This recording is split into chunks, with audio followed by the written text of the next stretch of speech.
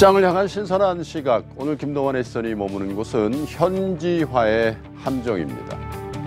현대차 중국 법인이 납품 대금을 못 줘서, 그것도 그리 크지 않은 대금을 못 줘서 생산을 중단한 바 있었죠. 부랴부랴 수습을 해서 가동을 재개하긴 했는데 이게 사실 차가 안 팔려서 문제가 된 거니까 문제의 근본이 해결된 건 아니라고 봐야 됩니다. 사드 때문에 악화된 양국 관계가 촉발한 측면이 물론 있지만 과연 반토막이 난 매출이 꼭 사드 때문만은 아니라는 이 전문가들의 평가도 덜어 있습니다.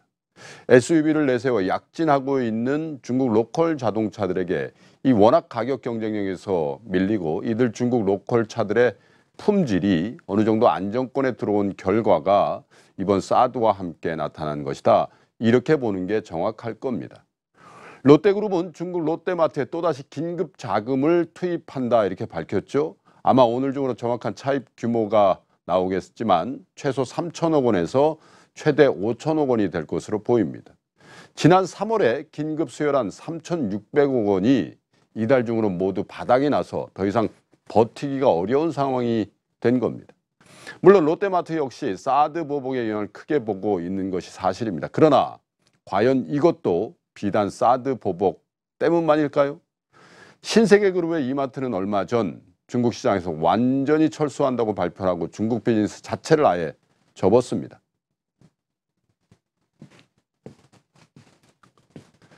사실 중국이 개혁 개방을 한 지난 30년 동안 전 세계 모든 기업이 중국에 들어갔습니다. 저렴한 인건비에 무궁한 시장, 이보다 매력적인 시장은 없었을 겁니다. 그러나 몇 년 전부터 비단 사드로 고생한 우리 기업들뿐 아니라 중국 현지 진출 기업들의 고통이 가중되고 있습니다. 인건비가 오른 거야 뭐 어쩔 수 없다고 하고 시진핑 체제 이후에 중국 자국 제조업 육성이라는 기치 아래 해외 기업들에 대한 유형무형의 압력과 부담이 다방면에서 가해지고 있습니다. 크게 봐서 중국 진출 우리 기업들의 고전은 사드 외에도 중국 당국의 정책의 변화와 자체 경쟁력의 확보라는 큰 틀에서 이해하는 게 맞습니다. 사실 산업 발전 초기 단계에 있는 큰 시장을 가진 국가들, 예를 들어 중국이라든지 인도 같은 나라들은 이 초기에 외국 기업의 유치를 위해서 정말 간이라도 빼줄 것처럼 하죠. 고용이 증대되면 물론이고 선진 기술을 배울 수 있는 절호의 기회가 되니까요. 더구나 중국은 정부가 강제해서 합자 기업 형태를 일반화해버리면서 기술 이전의 속도를 키운 것도 또 사실입니다. 트럼프 대통령이 지적한 지적재산권 문제, 이것도 중국 정부의 이러한 정책을 지적하고 걸고 넘어지는 거 아니겠습니까? 지금 중국에 진출한 글로벌 기업들은 다 같이 현지화의 함정에 조금씩 빠져들고 있다고 보는 게 맞습니다. 매출은 유지되지만 이익은 줄고 동종산업의 중국 기업들의 도전은 점차 거세지고 중국 노동자들의 목소리도 한층 높아지고 있는 상황입니다.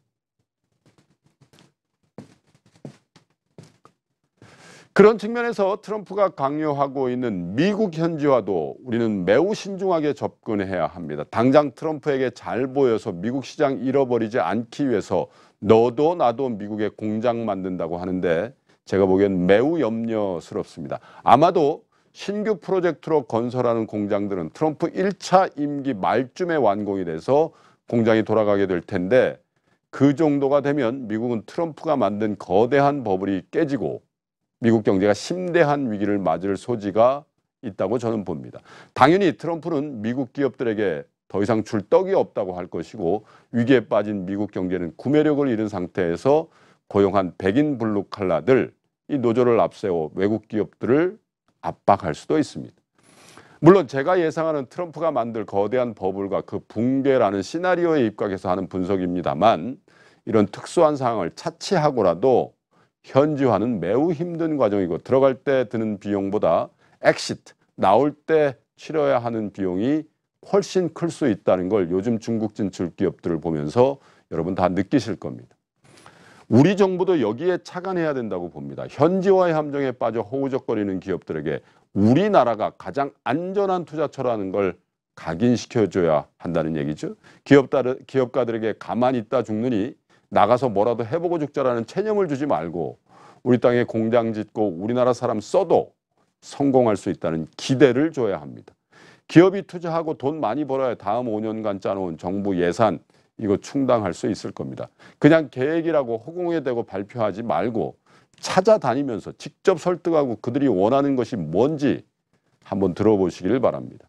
한국판 리쇼링 정책 지금 해야 될 때입니다. 중국도 우리 기업 철수 얘기 몇 개 나와 봐야 정신 차릴 겁니다.